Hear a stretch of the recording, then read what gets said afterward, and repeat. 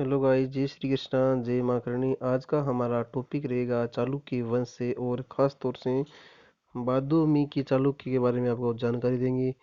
ये मेरे नोट्स है, इससे बाहर आपका एक क्वेश्चन ही नहीं जाएगा। लगभग ये 100% कवर करता है। सबसे पहले मैं बताऊंगा आपको परिचय। परिचय, उसकी उत्पत्ति। चालुक्य की उत्पत्ति के संदर्भ में विद्वानों के अलग अलग मत है। दो प्रकार के वैसे मत है, एक तो विदेशी मत है और एक भारतीय मत है।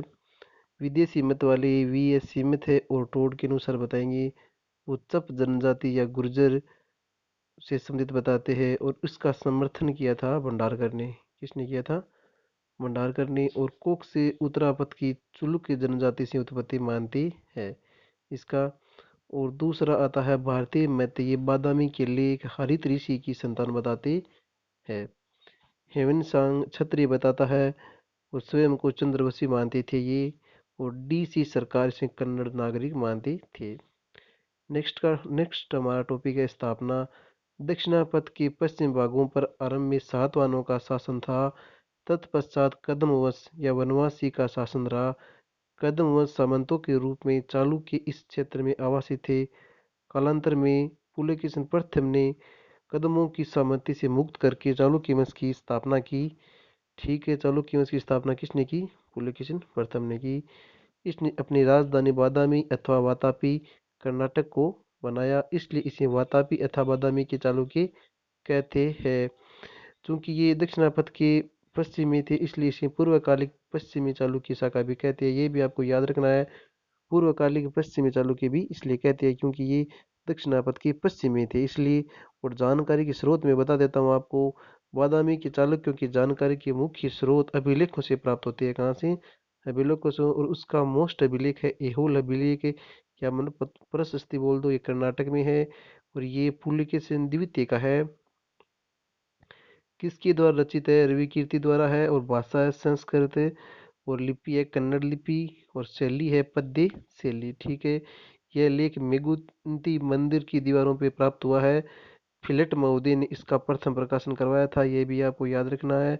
किल्डहॉर्न ने इसका अनुवाद किया था। इसमें 19 पंक्तियां तथा 42 पद्य है। रवि कीर्ति जैन, इस कारण इसका भगवान महावीर जिनेन्द्र से ये स्टार्ट होता है। ठीक है। और नेक्स्ट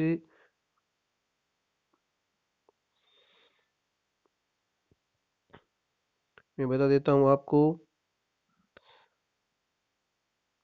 दक्षिणी ब्राह्मी कन्नड़ में कोई बोलते हैं, या तो आप दक्षिणी ब्राह्मी बोल सकते हो या कन्नड़ बोल सकते हो। गद्य संख्या 16 से 34 है। मैं पुलकेशिन द्वितीय का यशोगान हुआ है, इस कारण इस भाषा भाग को ऐहोल प्रशस्ति कहा जाता है। इसकी लेखन शैली कालिदास एवं भारवी के समान है। इस कारण लेखक ने स्वयं को कालिदास व भारवी के समतुल्य माना है। जो रवि कीर्ति है ना, उसने कालिदास के नाम का पहला अभिलेख से साक्षी यहीं से मिला है, ऐहोल प्रशस्ति से। और महाभारत युद्ध की तिथि उसमें भी उल्लेखित है। महाभारत युद्ध के 3735 वर्ष बाद कलियुग के शक शासकों ने संवत आरंभ किया। इस संवत 556 ईस्वी के बाद चालुक्य वंश की स्थापना हुई। मतलब जोड़ना है आपको कितने? 78 प्लस 556 तो आ जाएगा 634 से लगभग। चालुक्य वंश की स्थापना 634 ईस्वी से हुई। और 3735 में से 634 घटाएंगे तो 3101 या 2 के ईस्वी पूर्व महाभारत का युद्ध हुआ था। और पुलकेशिन द्वितीय के लिए सत्याश्रय शब्द का उपयोग हुआ है। कौन सा शब्द? सत्याश्रय। बादामी का अभिलेख कई शिलालेखों में है। इसमें एक शिलालेख सुरक्षित है जिस पर 465 शक लिखा हुआ है। इसमें से आपको ऐड करना है 78, मतलब 543 ईस्वी का है। वल्लभेश्वर राजा का नाम मिलता है। इसकी साम्यता पुलकेशिन द्वितीय से की जाती है। ठीक है। दूसरा अभिलेख है महाकूट अभिलेख। यह मंगलेश का है, परंतु कीर्तिवन प्रथम की विजयों का वर्णन मिलता है इसमें।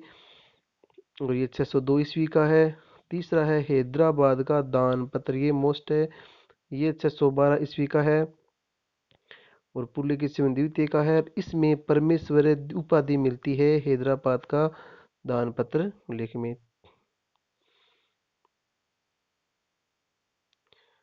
और प्रमुख शासकों के बारे में आपको जानकारी बताऊंगा।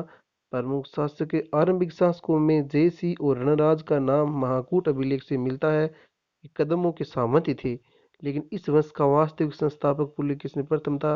ये मैंने आपको बताया भी था। उसका कार्यकाल 537 से 567 ईस्वी में मिलता है। वास्तविक शासक कदम्बों शासकों को हराकर उसने ये राज्य स्थापित किया था, वातापी को राजधानी बनाया। ये भी मैंने बताया था आपको।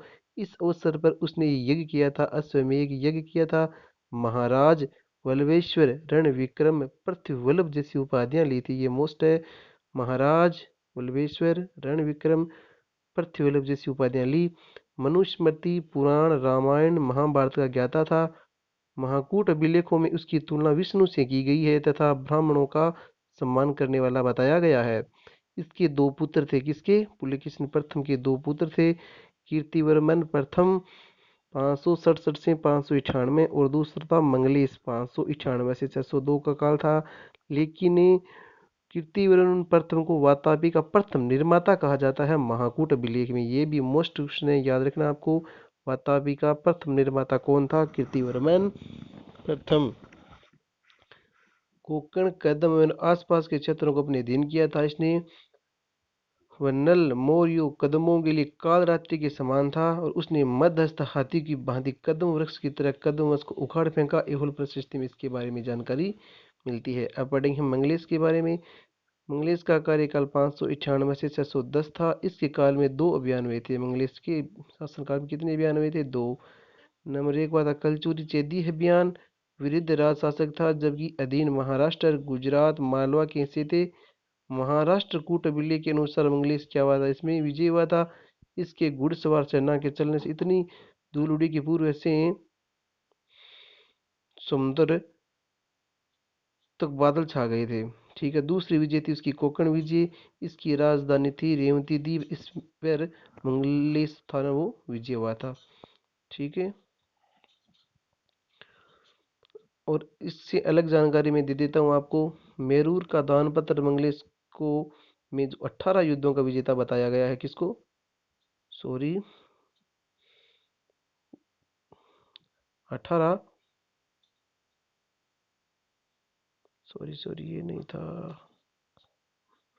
18 युद्धों का विजेता बताया गया है। मंगलेश ने परम भागवत की उपाधि ली थी तथा वातापी में महाविष्णु मंदिर का भी निर्माण करवाया था।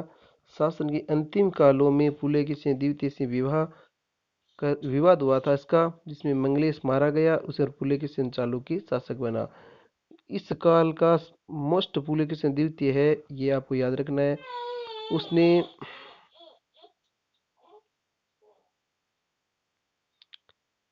पुलकेशिन द्वितीय ये कदम्ब गंग व अलूप कोंकण लाट व मालवा हर्षवर्धन महाराष्ट्र के पूर्वी प्रदेश और पल्लवों पर विजय प्राप्त की और ऐहोल प्रशस्ति में इसकी जानकारी मिलती है। कदम राज्य पर आक्रमण किया। यह पहला अभियान तत्कालीन शासक था वहां कीर्तिवर्मा था। राजधानी थी वैजयंती या वनवासी पर अधिकार किया। कदम क्षेत्रों को पूर्ण विलय चालुक्य में पुलकेशिन द्वितीय किया था। ठीक है।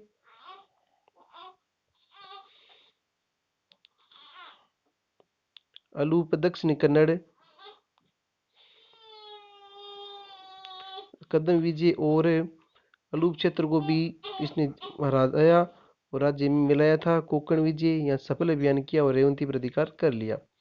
लाट और मालवा अभियान भी किया। लाट प्रदेश की राजधानी नवसारी गुजरात थी।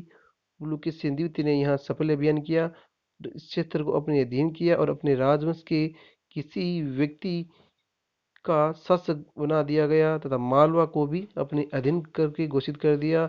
इस प्रकार चालुक्य की सीमाएं वाही नदी तक पहुंच गई थी।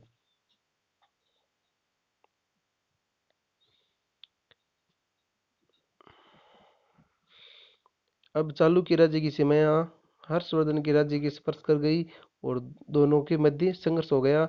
हर्षवर्धन से संघर्ष हुआ था। इसके क्लास में हर्षवर्धन के कारण में बताऊंगा आपको, लेकिन इसमें आपको इतना बता देता हूँ कि पुलकेशिन द्वितीय और हर्षवर्धन का युद्ध हुआ, उसमें हर्षवर्धन हार गया था और पुलकेशिन द्वितीय जीत गया था। ठीक है। महाराष्ट्र विजय की। कोंकण दक्षिणी महाराष्ट्र कर्नाटक के मध्य स्थित 9,900 ग्रामों का समूह था। 99 गांव को पुलकेशिन को मिली थी।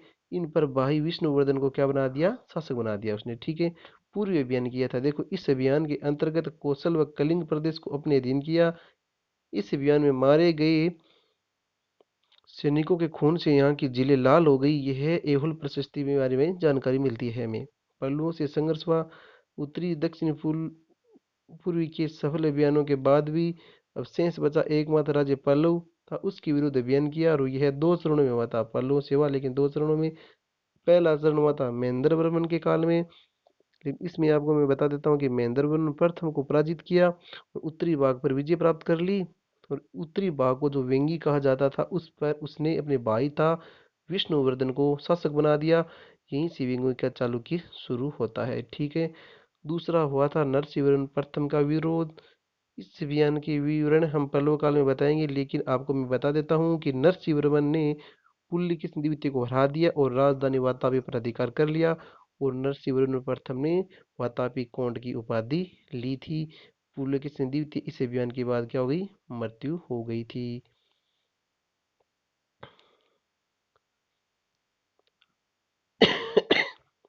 अब चालुक्य राज्य की सीमाएं हर्षवर्धन के राज्य को स्पर्श कर गई और दोनों राज्य में संघर्ष हो गया। ये तो बता दिया मैंने आपको। चलो, धन्यवाद आपको। ये चालू के बारे में मैंने जानकारी दे दी। ये बहुत अच्छा टॉपिक है, अगर समझ में ना आए तो पूछ लेना। और इस तरीके से मैं आपको मेरे पूरे नोट्स की वीडियो आपको मेरे चैनल पर आपको हर दिन मिलेंगे। धन्यवाद। कोई थोड़ी बहुत मिस्टेक गलती हुई तो आप ऐसे ही बाही समझकर गलती को माफ़ कर देना। धन्यवाद।